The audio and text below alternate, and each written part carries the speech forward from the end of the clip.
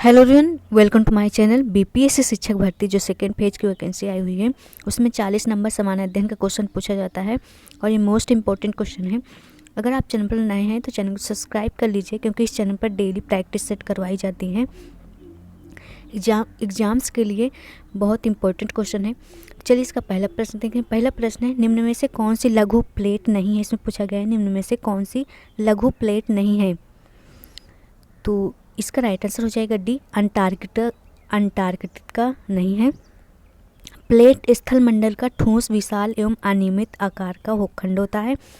स्थल मंडल को 7 मुख्य प्लेटों एवं कुछ लघु प्लेटों में बांटा गया है।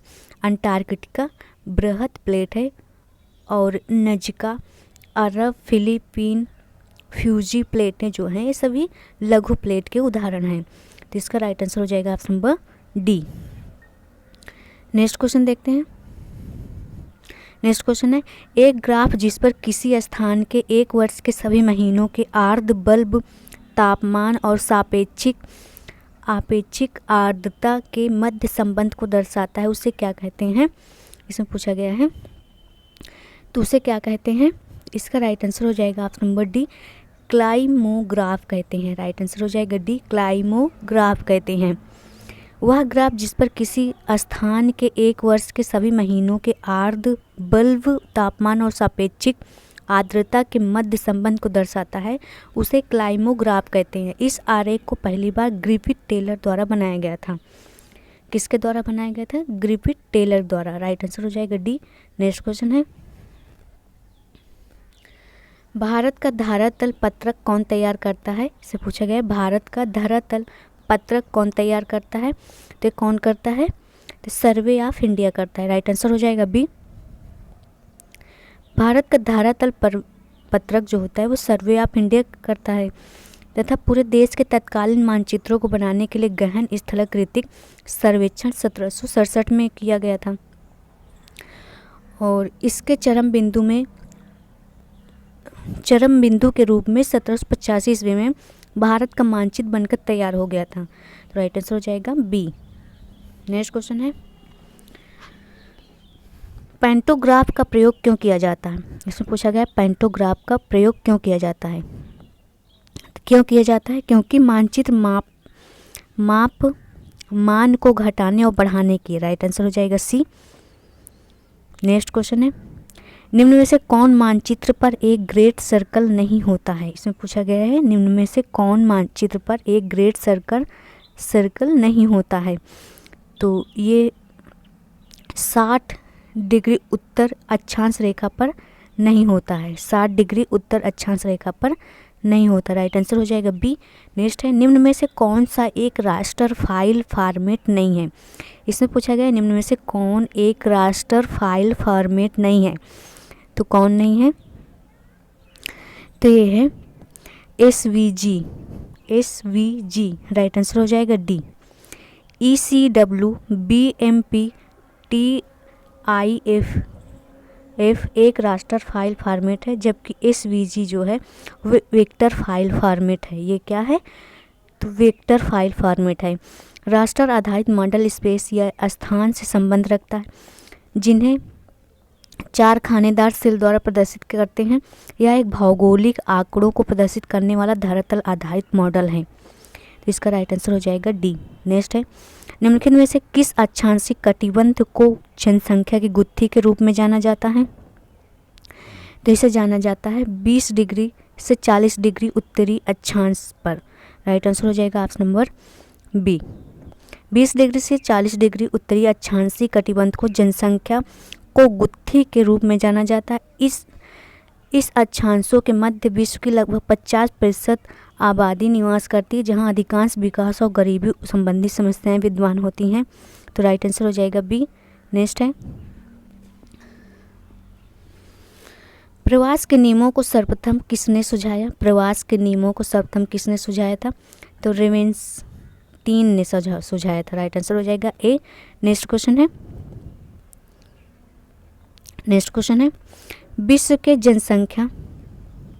विश्व के जनसंख्या संसाधन प्रदेश निर्धारित करने वाले विद्वान का नाम क्या है। विश्व के जनसंख्या संसाधन प्रदेश निर्धारित करने वाले विद्वान का नाम क्या है? तो इसका नाम है एकरमैन। राइट आंसर हो जाएगा ऑप्शन नंबर सी। विश्व के जनसंख्या संसाधन प्रदेश निर्धारित करने वाले विद्वान का नाम एकरमैन है। इन्होंने 1970 में संपूर्ण विश्व को 5 बृहद जनसंख्या संसाधन प्रदेशों में विभक्त किया और उनका विश्लेषण किया। इन्होंने जनसंख्या संसाधन प्रदेशों के निर्धारण में जनसंख्या और संसाधन की तुलना में प्रौद्योगिकी के विकास का प्रयोग पर अधिक बल दिया था। तो राइट आंसर हो जाएगा ऑप्शन नंबर सी। नेक्स्ट है दक्षिण पूर्वी एशिया में जनसंख्या केंद्रित है। इसमें पूछा गया दक्षिण पूर्वी एशिया में जनसंख्या केंद्रित है, तो ये है नदी घाटियों के ऊपरी भागों पर। राइट आंसर हो जाएगा डी। यहाँ प्रतिवर्ष बाढ़ आने के कारण जनसंख्या संकेंद्रण नहीं हो पाता। ऊंचे 2 अरबों पर मृदा निच्छालन की समस्या पाई जाती है, जिसमें ये अधिक उपजाऊ नहीं हो पाते हैं और जनसंख्या घनत्व विरल हो जाता है। तो राइट आंसर हो जाएगा डी।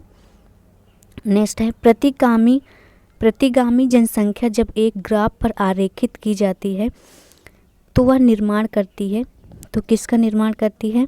संकीर्ण आधारित पिरामिड का। राइट आंसर हो जाएगा option number B. Next question है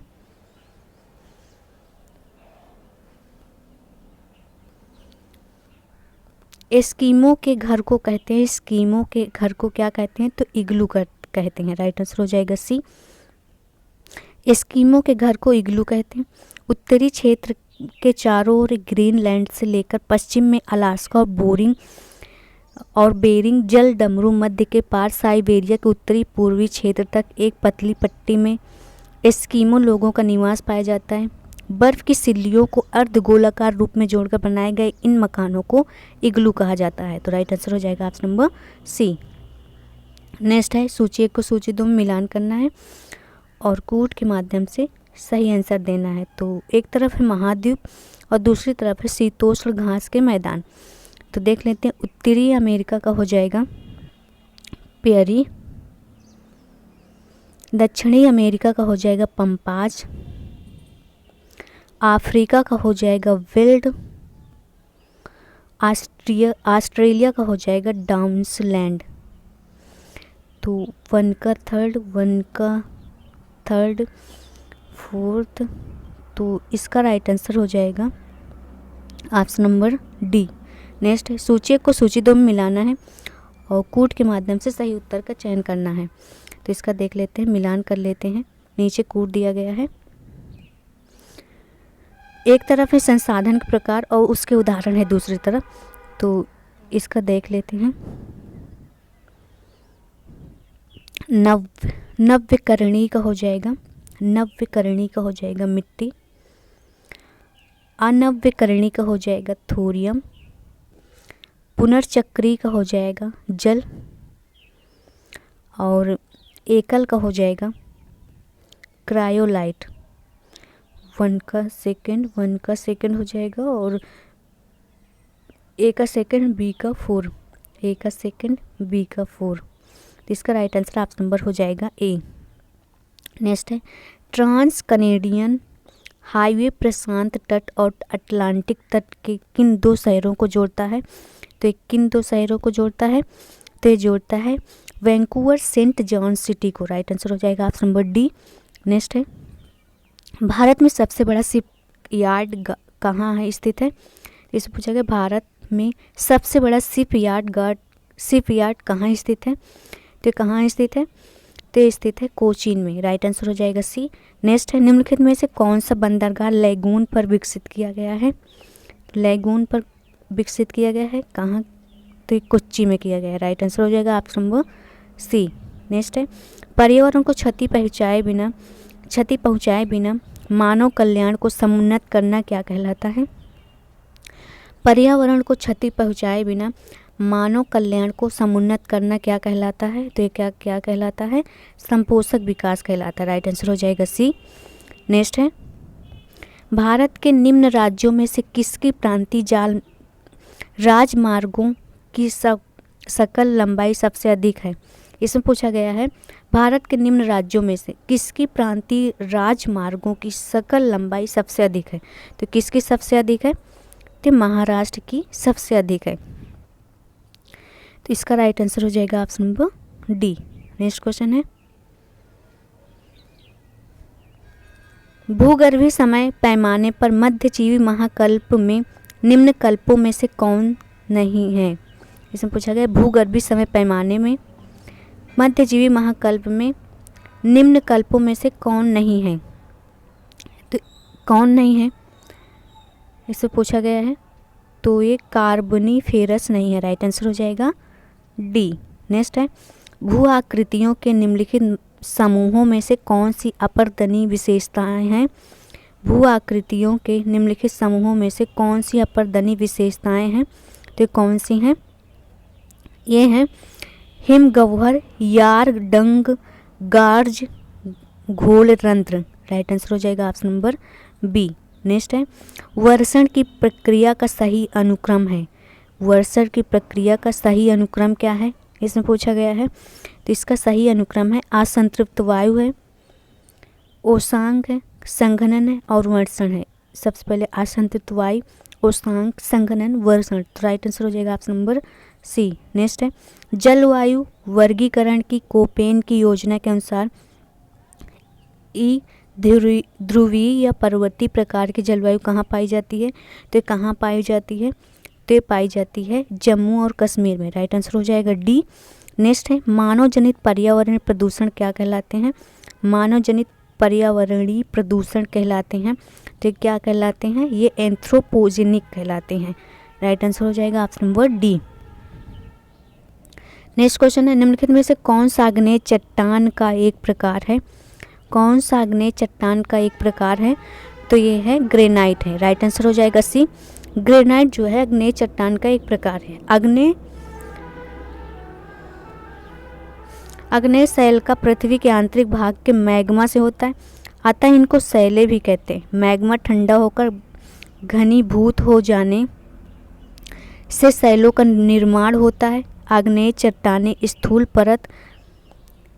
परत रहित एवं जीवाश्म रहित होती हैं, तो राइट आंसर हो जाएगा ऑप्शन नंबर सी। नेक्स्ट है, सूची को सूची 2 में मिलाना है और सही आंसर देना है, तो इसका देख लेते हैं।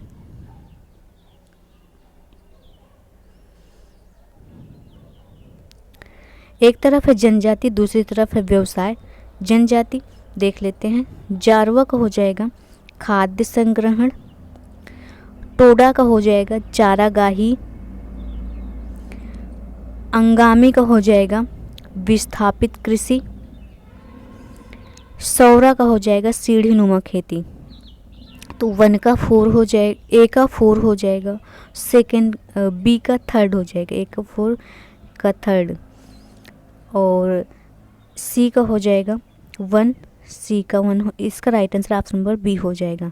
नेक्स्ट क्वेश्चन देखते हैं, भारत में रबर उद्योग स्थित है। इसमें पूछा गया है भारत में रबर उद्योग कहाँ स्थित है, तो ये स्थित है पश्चिम में, राइट आंसर हो जाएगा ऑप्शन नंबर ए। भारत में रबर उद्योग पश्चिम गोवा में स्थित है। भारत में सर्वाधिक रबर का उत्पादक जो होता है वो केरल राज्य में होता है। नेक्स्ट क्वेश्चन है, भारत में हरित राजमार्ग नीति शुरू की गई थी, तो कब शुरू की गई थी, तो 2015 में की गई थी, तो इसका राइट आंसर हो जाएगा ऑप्शन नंबर ए 2015 में। हरित राजमार्ग नीति की शुरुआत सड़क परिवहन एवं राजमार्ग मंत्रालय द्वारा सितंबर 2015 में की गई थी। इस परियोजना का उद्देश्य राज्यों में सुरक्षित और हरित राजमार्ग गलियारों को विकसित करना और सुरक्षित प्रौद्योगिकियों के क्षेत्र में मंत्रालय की क्षमता विस्तार करना, तो ये होता है, इसका राइट आंसर हो जाएगा ए। नेक्स्ट है, निम्नलिखित में से कौन सा पृथ्वी के अधिकतम प्रतिशत क्षेत्र पर फैला हुआ है, तो ये इसका राइट आंसर हो जाएगा शुष्क प्रदेश, राइट आंसर हो जाएगा ए। नेक्स्ट क्वेश्चन है,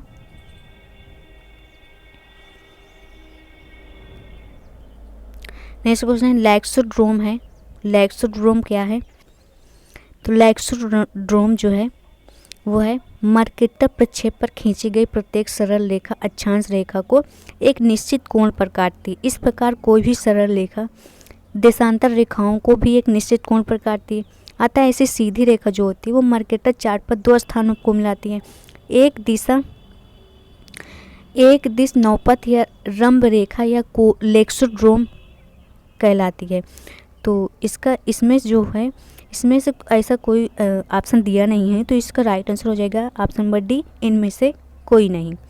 नेक्स्ट क्वेश्चन है, अनुकूलतम जनसंख्या का सिद्धांत निम्नलिखित में से किसके द्वारा सर्वप्रथम प्रस्तुत किया गया था? तो किसके द्वारा प्रस्तुत किया गया था? सिजविक के द्वारा किया गया था। राइट आंसर हो जाएगा ऑप्शन नंबर ए।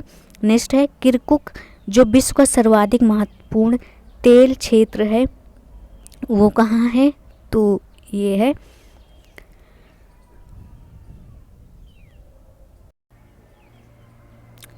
इराक में। राइट आंसर हो जाएगा बी। नेक्स्ट है, भारत को जलवायु प्रदेशों में विभक्त करने का प्रथम प्रयास किया था, किसने किया था? तो ये किया था H.I. ब्लैडफोर्ड ने। राइट आंसर हो जाएगा डी। नेक्स्ट है, निम्नलिखित में से कौन सा एक सही युग्म है? इसमें पूछा गया है कौन सा एक सही युग्म है। तो इसमें जो सही युग्म है वो हमबोल्ट धारा जो है वो शीत जल धारा है। तो राइट आंसर हो जाएगा ऑप्शन नंबर डी। नेक्स्ट, राजनीतिक भूगोल के जनक कौन थे? राजनीतिक भूगोल के जनक कौन थे, इसे पूछा गया है। राजनीतिक भूगोल के जनक कौन थे? तो ये हैं फ्रेडरिक रेट जिल। राइट आंसर हो जाएगा सी। नेक्स्ट क्वेश्चन है, टिस्को TISCO को निम्नलिखित में से किस खान से मुख्य रूप से लौह अयस्क की आपूर्ति की जाती है? तो ये की जाती है नोआ मुंडी से। राइट आंसर हो जाएगा ऑप्शन नंबर बी। नेक्स्ट है, तसो मोरौरी जो देश के हिमाच्छिद ग्लेशिएटेड आर्द्र भूभागों में से एक है, निम्नलिखित में से किस राज्य में स्थित है? तो किस राज्य में स्थित है? जम्मू और कश्मीर में स्थित है। राइट आंसर हो जाएगा सी। नेक्स्ट है, मूंगे के विकास के लिए उपयुक्त तापमान क्या होगा? मूंगे के विकास के लिए उपयुक्त तापमान क्या होगा? तो 20 डिग्री सेल्सियस से अधिक होगा। नेक्स्ट है, काउंटर शहरीकरण का अर्थ क्या है? काउंटर शहरीकरण का अर्थ क्या है, इसमें पूछा गया है। तो इसका अर्थ है जनसंख्या का शहरों से ग्रामीण क्षेत्रों में जाना। नेक्स्ट है, मर्केटर प्रक्षेपण में किसका प्रयोग किया जाता है? मर्केटर प्रक्षेपण में किसका प्रयोग किया जाता है? तो ये किया जाता है पथ प्रदर्शन का। और अगर आप चैनल पर नए हैं तो चैनल को सब्सक्राइब कर लीजिए, क्योंकि इस चैनल पर डेली प्रैक्टिस सेट करवाई जाती है। और वीडियो को लाइक कर दीजिएगा।